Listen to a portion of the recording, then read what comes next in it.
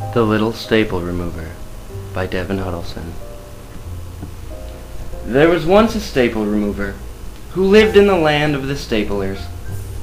He was always shunned and scoffed at by all of the staplers, merely because he was what he was, a staple remover. Who would want a device that merely undoes what we work so hard to do? They would say. This made the little staple remover sad. "But can't I be useful?" he asked. "In no way," they'd respond. "You're nothing but a menace." Then, one day, a new stapler came to town. His name was Scott.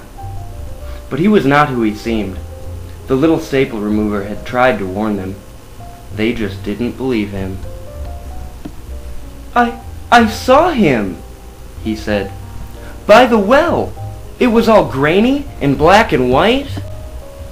He stapled Miss Looseleaf 3 times, right in the margin."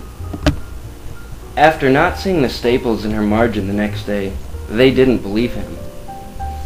"But I saved her," he said. But when questioned, she denied being saved by the lowly staple remover.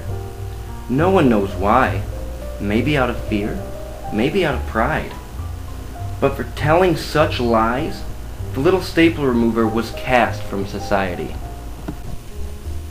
3 weeks later, when he heard the news, the little staple remover was not at all surprised.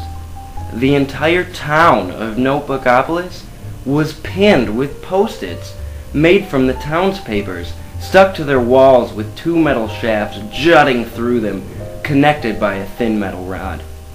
The remaining, unpinned townspapers were guarding the city from all staplers. In heaps, the little staple remover could see piles of springs, plastic, metal, and staples. These piles used to be those who mocked the little staple remover. But he found no joy in this sight, only pity. The little staple remover knew what he needed to do. After searching for hours, the little staple remover finally found where the staplers had fled, somewhere in the forest, a few miles north of their village. The little staple remover didn't want to be seen. While hiding in the brush, he heard a few staplers talking. "I'm so confused," one said. "Why are they attacking us?" asked another. "Is it because they ran out of food? Are they eating us?" he heard one say. Scott was trying to start a rebellion. The little staple remover just knew it. Scott was tired of being second class to the paper man, treated as animals, as he thought. The little staple remover developed a plan. The little staple remover searched around the outskirts of the camp until he found Elzar.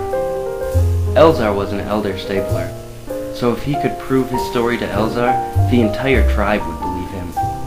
But Elzar was also a war veteran. Bearing a scar from the last Civil War, he made the final charge and won the war.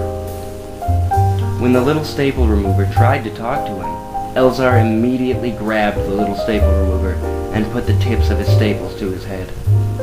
Quickly, the little staple remover explained. Elzar hardly believed him. "Let me show you! I can prove it!" he said. So Elzar reluctantly followed him, and they snuck into the city. After freeing a few people and allowing them to explain, Elzar was convinced. He agreed to call an emergency council meeting for the next evening. "So they think we attacked them. It looks like they are describing Scott."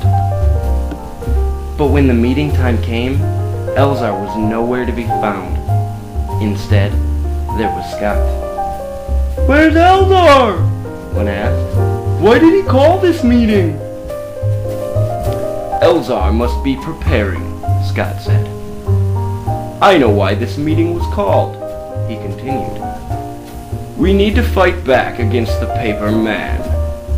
It had begun. So long have they neglected us and treated us as lesser beings. Now they attack us without warrant? Hear, hear, said a few. Still, others protested against the fighting. Let's get 'em, said one.